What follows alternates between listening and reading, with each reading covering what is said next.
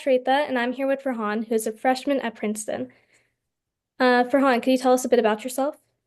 Sure. Yeah. Thanks so much, Ashrita, for having me. My name's Farhan. I'm a freshman at Princeton. As she mentioned, I'm deciding between electrical and computer engineering as my major, as well as operations research and financial engineering. I'm from Princeton, right? I went to a local Princeton high school. And yeah, really excited to be on here and share some of the insights that I've gained throughout the process. Great to have you here. Um, to jump in, was there anything specific things that you think high schoolers should consider to improve their chances on getting financial aid or any form of scholarships? Yeah, absolutely. I think just starting early on and trying to see what types of scholarships and grants even exist, right? If you can figure out that process, a bit earlier and even in your sophomore, junior years, right? That's going to just put out different things on your radar that you can then think about as you get closer and closer to the college application process during senior year. And that way you know what things to look out for, right? What are some programs you can apply? One of the biggest mistakes I think people make is just not looking out for these opportunities, right? Because they exist everywhere. There's lots of organizations that want to help out students.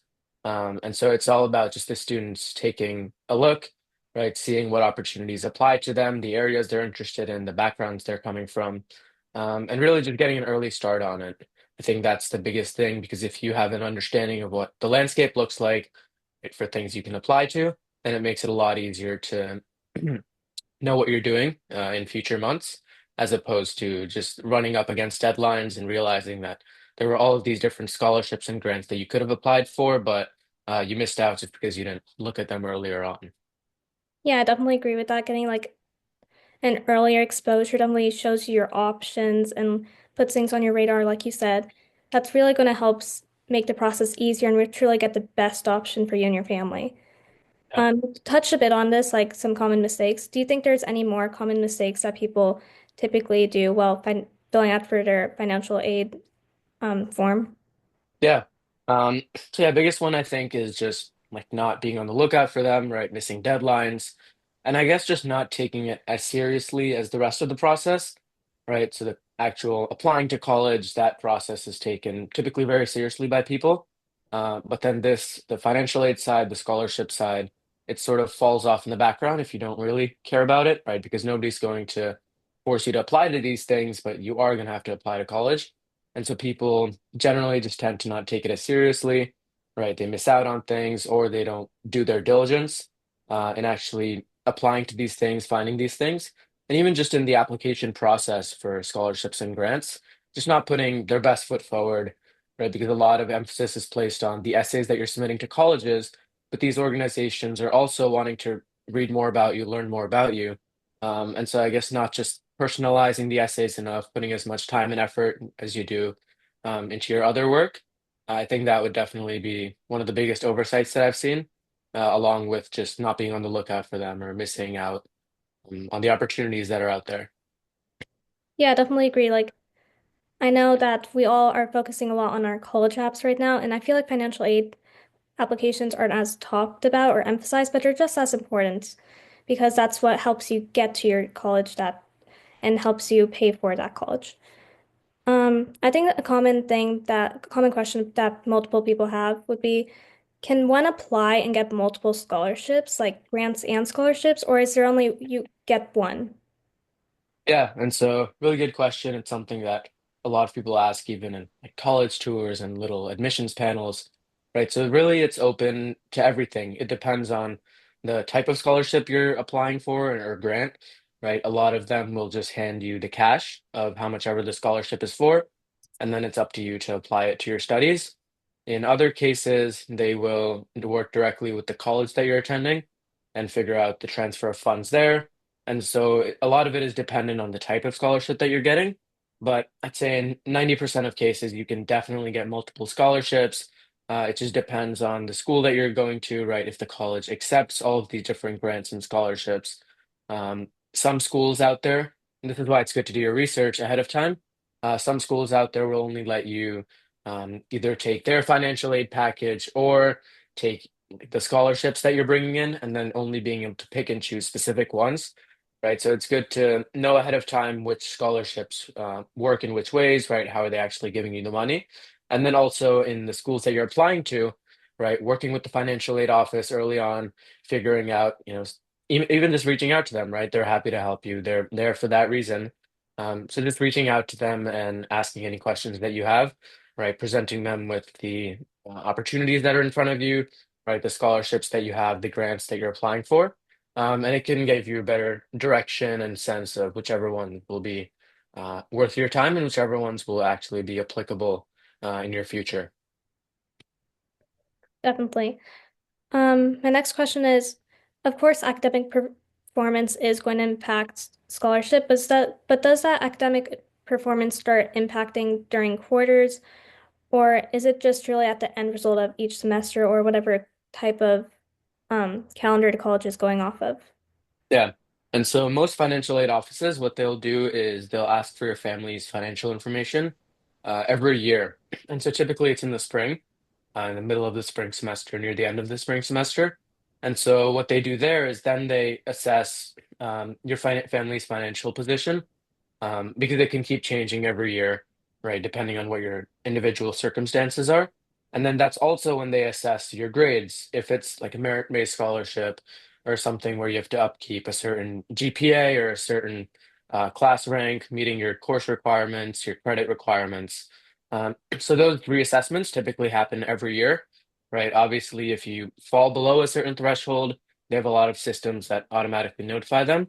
But the financial aid office typically operates on a yearly cycle, right? So you just have to make sure that by the time you get to that stage, um, your performance is where it's supposed to be, because a lot of the scholarships, especially ones that are sponsored from the actual schools and colleges, they they want to make sure that you're meeting their requirements, and meeting the requirements that are listed in the contract that you sign.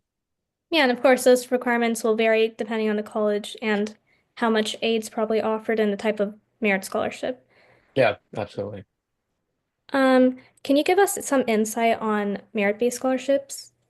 Yeah, absolutely. So there's a lot of external organizations that help you out with merit-based scholarships. So one that comes to mind, one that I was involved with, was the National Merit Scholarship. And so that is you take qualifying test, you have to submit a small application, and then they work directly with your college to give you that aid. And so that was one program that I was involved with.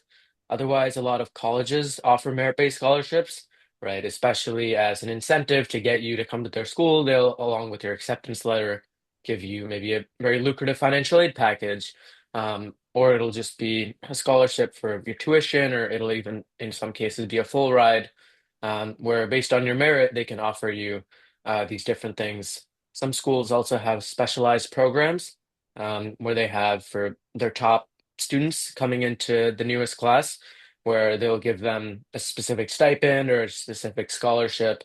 In some larger schools, they also have full ride scholarships for that select group of students, right? So it's all about just presenting the best version of yourself out there, right? Even just academically, because that's what they're caring about with merit-based scholarships.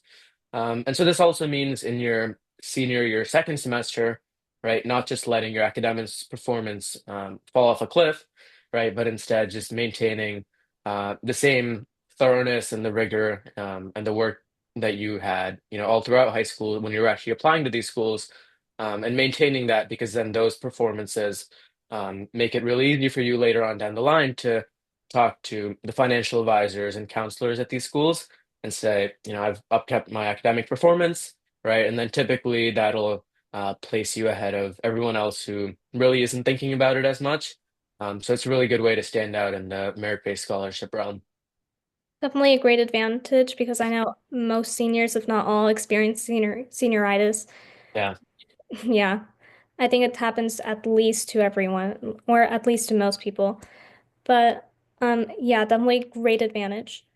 After going through the whole entire process of and actually now being at Princeton, congrats on that. Um, if you could go back in time and were applying for financial aid for the first time for your merit scholarship, was there something you would do differently? I think I definitely didn't apply to as many things as I knew I should have.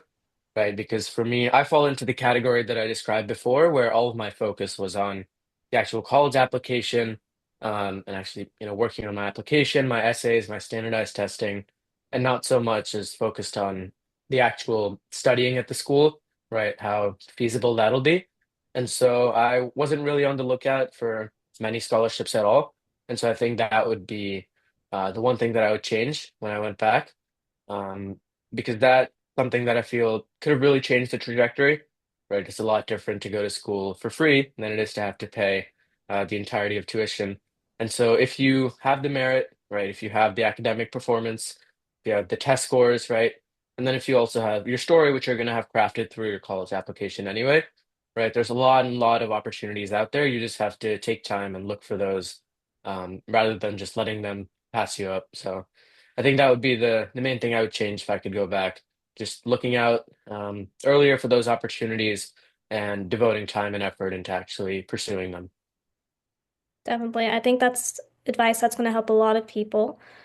Um, this kind of is similar, but do you have any advice for those seniors or rising seniors who are starting the college application process, starting the financial aid process? Do you have any overall advice for them? Yeah, I think the number one thing would be if you have questions, just reach out to whoever, right? Because there's people who are paid and it's their job to just be there and answer your questions, right? And there's a lot of times, people are scared to reach out to these offices. What if it impacts their admission process if they talk to the people in the financial aid office?